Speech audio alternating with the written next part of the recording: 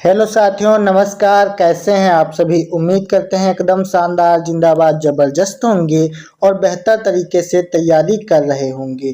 तो दोस्तों, आज की वीडियो बहुत ज़्यादा इम्पोर्टेंट होने वाली है। ठीक है, इस वीडियो में क्लास 12th हिंदी का एक बहुत ही बढ़िया और most important model paper discuss करने वाले हैं। तो अगर आप लोग हिंदी की तैयारी कर रहे हो तो ये वीडियो आपके लिए रामबाण साबित हो सकती है। ठीक है, इस वीडियो को ध्यान से लास्ट तक देखिएगा। मैं पूरी हिंदी की तैयारी इसी वीडियो में करवाने वाला हूँ, यानी कि कौन कौन से क्वेश्चन आते हैं, कहाँ कहाँ से क्वेश्चन बनते हैं, सारा कुछ इस वीडियो में आपको पता चलेगा। ठीक है, तो इस वीडियो को ध्यान से जरूर देखिएगा। अगर आपने अभी तक कुछ भी नहीं पढ़ा है फिर भी आप 100 में 100 नंबर ला सकते हो। कौन सा वो तरीका है, किस प्रकार से आपको लिखना है, ये सब मैं आपको लास्ट में बताऊंगा, इसलिए वीडियो में अंत तक जरूर बने रहें। तो चलिए शुरू करते हैं। ये आप लोग देख सकते हैं बोर्ड एग्जाम 2024 सामान्य हिंदी का पेपर है। ठीक है, और इसका कोड है 302DH। इस प्रकार से ये पेपर आया हुआ है और इसी प्रकार से 2025 में भी पेपर मिलने वाला है। तो चलिए शुरू करते हैं। सबसे पहले यहाँ पर कुछ निर्देश दिए होते हैं, इनको आप लोग पढ़ लीजिएगा, ये आपका काम है। ठीक है, इसमें समय आपको 3 घंटे 15 मिनट मिलता है और पूर्णांक 100 नंबर का होता है। ठीक है, यहाँ तक किसी को कोई दिक्कत नहीं है। अब आगे बढ़ते हैं। तो यहाँ पर सबसे पहले आपको बहुविकल्पी प्रश्न मिलते हैं खंड का।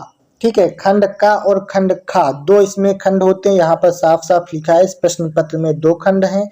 दोनों खंडों के सभी प्रश्न उत्तर यानी प्रश्नों के उत्तर देना अनिवार्य है। तो यहाँ पर खंड का में देख लेते हैं कौन कौन से इंपॉर्टेंट क्वेश्चन बने हैं।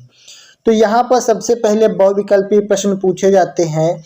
जैसे पहला बहुविकल्पी प्रश्न है, मेरी असफलताएं किस विधा की रचना है। ठीक है, मेरी असफलताएं किस विधा की रचना है। आपको 4 ऑप्शन मिलेंगे, कहानी, आत्मकथा, डायरी या फिर जीवनी। तो यहाँ पर जो है मेरी असफलताएं आत्मकथा विधा की रचना है, तो ऑप्शन नंबर 2 सही आंसर हो जाएगा। इसी प्रकार से आपको सारे क्वेश्चन करने होते हैं। 10 नंबर के बहुविकल्पी यहाँ पर पूछे जाएंगे। ठीक है, दूसरा क्वेश्चन यहाँ पर दिया गया है, घुमक्कड़ शास्त्र के लेखक हैं। ठीक है, घुमक्कड़ शास्त्र के लेखक हैं, इनमें से कौन से हैं। 4 ऑप्शन दिए हैं, ये आपको बताना है। उसके बाद में अगला क्वेश्चन दिया है, निम्नलिखित में से कौन सा उपन्यास जैनेन्द्र द्वारा लिखित है। ठीक है, इरावती है, सुनीता है, ऋतुचक्र है और निर्मला है। तो आप लोगों को करना ये है कि इसमें से आपको जितने भी क्वेश्चन आते हैं उन सभी को आपको करना है और उसके नीचे कमेंट बॉक्स में जवाब देना है कि 10 में से आप लोग कितने कर पाए हो। ठीक है, 10 क्वेश्चन आएंगे बहुविकल्पी, इसमें से कम 9 क्वेश्चन तो आपको आना ही चाहिए। तो आपको मैं क्वेश्चन पढ़ रहा हूँ, आपको सारे जवाब देने हैं कमेंट बॉक्स में। ठीक है, आगे बढ़ते हैं। तो यहाँ पर तीसरा क्वेश्चन खंड गा दिया गया है, निम्नलिखित में से कौन सा उपन्यास जैनेन्द्र द्वारा लिखित है। इरावती है, सुनीता है, ऋतुचक्र है या निर्मला है। इसी प्रकार से सारे क्वेश्चन आपको मिलेंगे। फिर यहाँ पर अगला प्रश्न है, ब्राह्मण पत्र का संपादन किया है भारतेंदु हरिश्चंद्र ने, प्रताप नारायण मिश्र ने, प्रेमघन ने या बालकृष्ण भट्ट ने। ठीक है, 5वां क्वेश्चन दिया गया है, चिंतामण रचना के लेखक हैं रामचंद्र शुक्ल, डॉक्टर नागेंद्र, हजारी प्रसाद द्विवेदी, महावीर प्रसाद द्विवेदी। इस प्रकार से 5 प्रश्न ये हो गए। फिर आगे बढ़ते हैं। ये 5 प्रश्न आपके खंड खा यानी कि जो आपका पद्य खंड होता है वहां से आते हैं। तो इसमें भी 5 प्रश्न आएंगे, ये भी आप लोग देख लीजिए कौन कौन से क्वेश्चन इसमें से आपको आते हैं। ये क्वेश्चन मोस्ट इम्पॉर्टेंट है, इनको तैयार आप लोग जरूर करिएगा। ठीक है, यहाँ तक किसी को कोई दिक्कत नहीं है। मेरा काम है आपको पेपर की झलक दिखाना, कौन कौन से क्वेश्चन आते हैं, किस प्रकार से आते हैं। आपका काम है इसको तैयार करना। ठीक है, तो आप लोग इसको जरूर तैयार कीजिएगा। तो क्वेश्चन एक बार पढ़ देते हैं। क्वेश्चन दिया गया है, अयोध्या सिंह उपाध्याय हरिऔध की रचना है, कामायनी है, कश्मीर सुषमा है, वैदेही वनवास है, प्रेम माधुरी है। ठीक है, अगला क्वेश्चन है, सरोज स्मृति कविता के रचनाकार हैं सूर्यकांत त्रिपाठी निराला, सुमित्रा नंदन पंत, जयशंकर प्रसाद या महादेवी वर्मा। तो इस प्रकार से क्वेश्चन सारे मिलते हैं, तो ये आप लोग भी देख लीजिए और इनके जवाब आपको कमेंट में देने हैं कि कितने आपको आते हैं। ठीक है, आगे बढ़ते हैं। पहले समझ गए आप लोग कि पहले 10 नंबर के आपको क्या मिलेंगे, बहुविकल्पी। वो आपका काम है, तैयार कर लीजिएगा, उसमें कोई कुछ नहीं कर सकता, ठीक है। उसके बाद में आता है दूसरा क्वेश्चन, क्वेश्चन नंबर 3। दो क्वेश्चन उसमें आ गए, तीसरा ये है, क्वेश्चन दिया गया है दिए गए गद्यांश पर आधारित निम्नलिखित प्रश्नों के उत्तर दीजिए। यहाँ पर एक ट्रिक काम करती है, ठीक है। जैसे ये 5 क्वेश्चन आएंगे 2-2 नंबर के, यानी 10 नंबर का एक गद्यांश आपका आएगा। तो इसको कैसे हल करना है, पहले हम इसको पढ़ेंगे।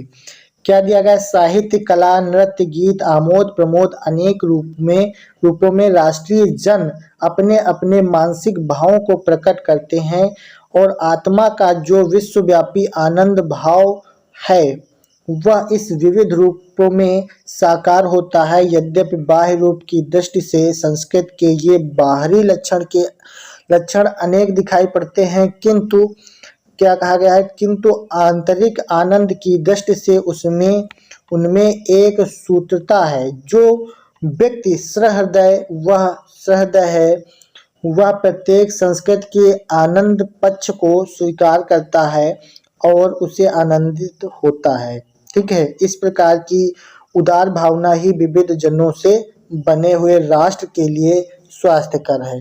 तो यहाँ तक जब हमने पढ़ा तो हमको पता चल चुका है कि ये किस चैप्टर से लिया गया है।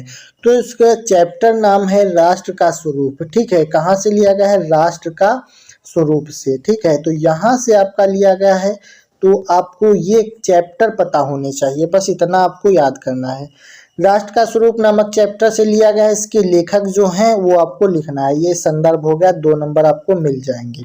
संदर्भ कैसे लिखना है वो हम आपको बता चुके हैं, अगर नहीं आता है तो कमेंट कीजिए, हम अगली वीडियो में बता देंगे, ठीक है। तो पहला क्वेश्चन हो गया संदर्भ, यानी इसमें पाठ का नाम और उसके लेखक का नाम लिखना होता है। दूसरा क्वेश्चन दिया गया है, राष्ट्रीय जन अपने मानसिक भावों को किन रूपों में प्रकट करते हैं। अब यहाँ पर आपको नहीं आता है तो आप इसमें देखिए कि इसमें इससे मिलता हुआ कहाँ पर मिल रहा है, वहीं पर से आपको लिखना है। क्वेश्चन पूछा गया है, राष्ट्रीय जन अपने मानसिक भावों को किन रूपों में प्रकट करते हैं। तो यहाँ पर आप लोग देख लीजिए, लिखा है साहित्य, कला, नृत्य, गीत, आमोद प्रमोद अनेक रूपों में राष्ट्रीय जन अपने मानसिक भावों को प्रकट करते हैं। तो यहाँ से लेकर यहाँ तक इसका आंसर हो गया, बस यही उठाकर इसमें लिख देना है, आपको आंसर के 2 नंबर मिल जाएंगे, क्लियर। उसी प्रकार तीसरा क्वेश्चन दिया गया है, रेखांकित अंश की व्याख्या कीजिए, ठीक है। तो रेखांकित अंश, ये जो रेखा से अंडरलाइन किया गया है, इतने की आपको व्याख्या करनी है, यानी कि जो इसमें लिखा है वही थोड़ा बहुत घुमा फिराकर अपने शब्दों में लिखना होता है, ठीक है। इसी प्रकार से आप लोग करोगे, आसानी से हो जाएगा, कोई दिक्कत नहीं है, सब लोग लिख लोगे। चौथा प्रश्न है, आंतरिक आनंद की दृष्टि से किसमें एक सूत्रता है। तो यहाँ पर आप ढूंढेंगे, मिल जाएगा। फिर 5वां प्रश्न है, कौन सी भावना राष्ट्र के लिए स्वास्थ्यकर है, ठीक है। तो यहाँ तक आप लोग समझ चुके हैं कि जो भी क्वेश्चन इसमें पूछे जा रहे हैं उसको इसी गद्यांश से आपको छांट करके लिखना है। इसमें देखिए और यहाँ से उतार दीजिए, यहाँ से 10 नंबर आपको आसानी से मिल जाएंगे।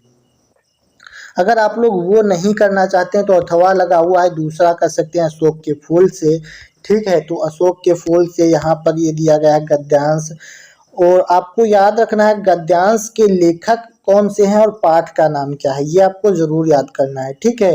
तो आप लोग सारे पाठों के नाम और गद्यांश याद कर लीजिएगा, बाकी सब इसी में से लिख दीजिएगा, कोई दिक्कत नहीं होने वाली है। चौथा प्रश्न आता है, दिए गए पद्यांश पर आधारित प्रश्नों के उत्तर दीजिए, ठीक है। पद्यांश होता है जैसे कि गद्य होता है इसमें, उसी प्रकार से पद्यांश जो यानी खंड खा वाला होता है, ठीक है। तो यहाँ से पद्यांशों में भी आपका 10 नंबर का पैराग्राफ आएगा, जैसे विस्तृत नभ का कोई कोना, मेरा ना कभी अपना होना, ठीक है। परिचय इतना, इतिहास यही, उमड़ी कल थी मिट आज चली। इस प्रकार से आपको ये गद्यांश मिलता है, पद्यांश मिलता है, और इसके लेखक आपको जरूर याद करने हैं और कौन से चैप्टर से है ये भी याद करना है, क्लियर। किसी को कोई दिक्कत नहीं है। तो गद्यांश और पद्यांश से मिलाकर के आप लोग 20 नंबर यहाँ से आसानी से पक्के कर लोगे।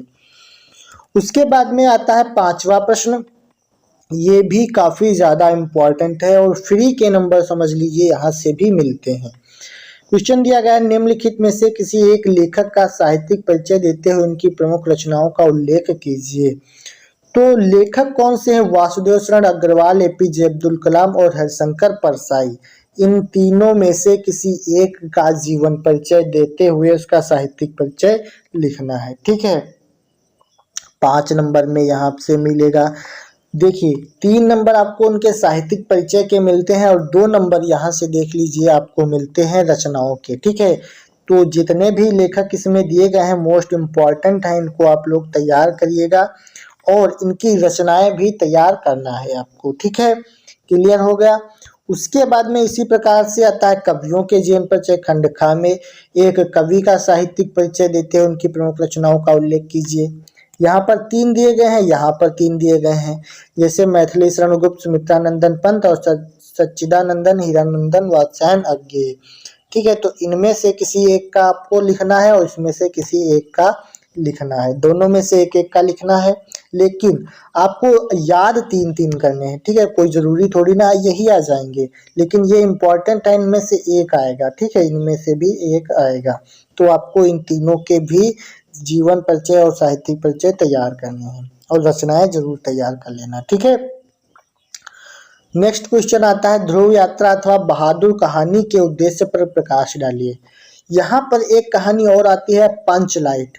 कौन सी आती है? पंचलाइट। ये कहानी मोस्ट इम्पॉर्टेंट है। ठीक है, तो इसको आपको जरूर तैयार करना है और ध्रुव यात्रा या बहादुर कहानी के उद्देश्य भी याद करने हैं। इसकी शब्द सीमा होती है 80 शब्द और 5 नंबर में पूछा जाता है। यहाँ पर क्या होता है कि इसकी कहानी क्या है अपने शब्दों में बताना होता है कि इस कहानी का पाठ क्या है, यानी कि सारांश क्या है। ठीक है, तो वो आप लोग तैयार करिएगा, यानी एक बार पढ़ लोगे तो आप आसानी से याद कर पाओगे। जैसे यहाँ पर लिखा है पंचलाइट कहानी का सारांश अपने शब्दों में लिखिए, है ना। तो पंचलाइट अगर कहानी आप लोग पढ़े होंगे तो आसानी से लिख लोगे, 5 नंबर यहाँ से मिल जाएंगे। 7वां प्रश्न आता है, स्वपठित खंड काव्य के आधार पर किसी एक खंड के एक प्रश्न का उत्तर दीजिए। यहाँ पर आपको कई सारे मिलेंगे क्वेश्चन, लेकिन आपको क्या करना है, जो आपके जिले में लगता है खंड काव्य, ठीक है, वो आपको पढ़ना है। यहाँ पर 5 नंबर मिलेंगे, छोड़ना नहीं है, बस आपको इसके एक प्रश्न का उत्तर दे देना है, आप आसानी से 5 नंबर पा लोगे। बस आपको खंड काव्य अपने जिले में जो लगता है ये आप अपने सर से पूछ सकते हैं या फिर किसी से भी पूछ सकते हैं। ठीक है, जो आपके जिले में लगता है वो आपको तैयार करना है इसमें, और 5 नंबर आसानी से मिलेंगे। ठीक है, ये बहुत सारे इसमें खंड काव्य हैं, लेकिन आपको एक ही तैयार करना है। उसके बाद में आता है संस्कृत खंड, खंड खा। ठीक है, यहाँ से संस्कृत में आपको 7 नंबर का गद्यांश मिलता है, 5 नंबर का हिंदी अनुवाद मिलेगा और 2 नंबर का उसका क्या करने को होता है, संदर्भ लिखने को आता है। ठीक है, तो 7 नंबर में यहाँ से संस्कृत का गद्यांश मिलेगा। जैसे गद्यांश है, युवका मालवीय स्वकीयेन भावपूर्ण भाषणेन जनाना मानसी मोहयता अमोहयता। ठीक है, इस प्रकार से संस्कृत बहुत ज़्यादा दी गई है, ये आपको पढ़ने की जरूरत नहीं है, बस आपको इसका अर्थ याद करना है।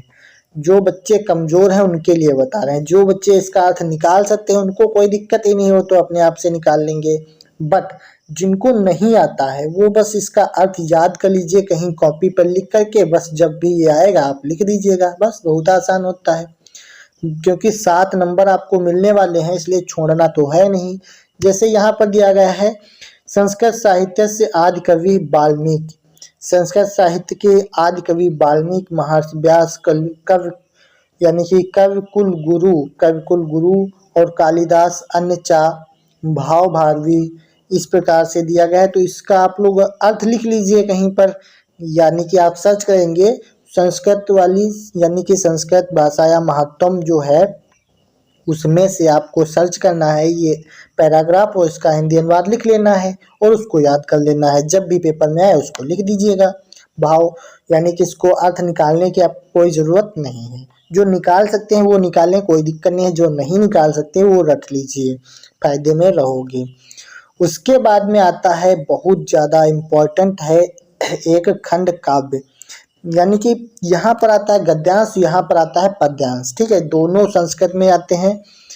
तो इसका भी आपको अर्थ लिख लेना है, न मे रोचते भद्रम व उलूकाभिषेकचम। ठीक है, इस प्रकार से और जल बिंदु निपातेन क्रमशः पूरते घटा, ये सब दिया गया है। आप लोगों को समझ में आए तो आप लोग निकालना, अर्थ नहीं आता है अगर समझ में तो आप लोग इसका अर्थ याद कर लीजिए, कोई दिक्कत नहीं है।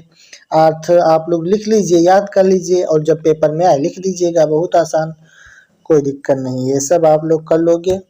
उसके बाद में आता है एक मुहावरा। ठीक है, जैसे अन्न जल पूरा होना, अपना ही राग अलापना, दाल में काला होना, सूरज को दीपक दिखाना, इस प्रकार से। ठीक है, और आपको मुहावरा अर्थ लिखना होता है, 2 नंबर में आएगा, तो आप लोग इसको भी कर लीजिएगा। तीसरा क्वेश्चन आता है अपठित गद्यांश पर आधारित प्रश्नों के उत्तर दीजिए। यहाँ पर एक गद्यांश आपको दिया जाएगा, इसको आपने कभी पढ़ा नहीं होगा। ठीक है, ये अचानक से आएगा, तो आपको मैंने तरीका तो बता दिया है, यानी ये गद्यांश आपको पढ़ना है, देख लीजिए। तो यहाँ पर ये गद्यांश आपको पढ़ना होता है। ठीक है, ये वाला जो दिया गया है ये पूरा, इसको आप लोग पढ़ेंगे। उसके बाद में यहाँ पर 3 क्वेश्चन दिए गए हैं। ठीक है, का, खा, गा, इन तीनों क्वेश्चनों के आंसर इसी में आपको मिलेंगे। तीनों को ढूंढ करके आपको लिख देना है, बस 5 नंबर मिल जाएंगे, बहुत आसान होता है। फिर अथवा में आता है, पहला वाला ना समझ में आए दूसरा वाला कर लीजिएगा। फिर आता है यहाँ से निम्नलिखित शब्द युग्मों का सही अर्थ चयन कीजिए, जैसे अनिष्ट और अनिष्ट, इस प्रकार से बुरा और निष्ठा रहित, दूरस्थ और अविचल, अनंत और अंतिम, अतिरिक्त और कठोर, इस प्रकार से इसका जो सही अर्थ होगा वो आपको लिखना होता है। इसी प्रकार से आपको क्वेश्चन मिलते हैं। मात्र और मात्र 2 क्वेश्चन दिए गए हैं यहाँ पर। और क्वेश्चन है, एक शब्द के 2 अर्थ लिखिए, जैसे तात माने पुत्र होता है, तात माने पिता होता है, सुरभि होता है, शिखा, मधु, इनके 2 अर्थ लिखने हैं, यानी किसी एक के 2 अर्थ लिखने हैं, ये आप लोग ध्यान रखिएगा। नेक्स्ट क्वेश्चन पूछा जाता है, वाक्यांश के लिए एक शब्द। कम, जो कम बोलता हो वो क्या होता है, मितभाषी होता है, जो बूढ़ा ना हो वो अजर होता है। इसी प्रकार से आपको तैयार करना है। फिर किन्हीं 2 वाक्यों को शुद्ध करके लिखना है, ये सब 2-2 नंबर के हैं, आप लोग कर लोगे। फिर यहाँ से मोस्ट इम्पॉर्टेंट टॉपिक आता है करुण रस अथवा शांत रस का स्थायी भाव तथा उदाहरण तथा परिभाषा, यानी कि रस आपको तैयार करने हैं, अलंकार, अनुप्रास और प्रेक्षा, चौपाई और दोहा, ये सब रस, छंद और अलंकार 6 नंबर में पूछे जाएंगे, तो आपको इनको तैयार जरूर करना है। फिर आता है अपनी भाषा शैली में एक निबंध लिखने के लिए, यानी पर्यावरण संरक्षण का महत्व, विद्यार्थी जीवन में अनुशासन का महत्व, वर्तमान समय में शिक्षा यानी नारी शिक्षा, साहित्य और समाज का संबंध, राष्ट्रीय शिक्षा नीति 2020, इस प्रकार से आपको क्वेश्चन मिलते हैं। ठीक है, और यहाँ पर एक क्वेश्चन मिलता है 6 नंबर में। ठीक है, यानी कि बैंक प्रबंधक को शिक्षा ऋण के आवेदन के संबंध में पत्र लिखिए, यानी शिक्षा ऋण प्राप्त करने के संबंध में पत्र लिखना है। ठीक है, तो अथवा में दूसरा दिया होता है, अगर पहला वाला नहीं आता है तो दूसरा वाला आप लोग कर सकते हो। तो इस प्रकार से आपको सारा पेपर देखने को मिलता है। तो उम्मीद करते हैं बहुत सारे क्वेश्चन हमने बता दिए हैं किस प्रकार से आपको करने हैं। तो अगर वीडियो पसंद आई है तो एक लाइक करिए, और किस टॉपिक पर वीडियो चाहते हैं नीचे कमेंट करिए, अगली वीडियो उसी पर मिलेगी। तब तक के लिए जय हिंद, वंदे मातरम।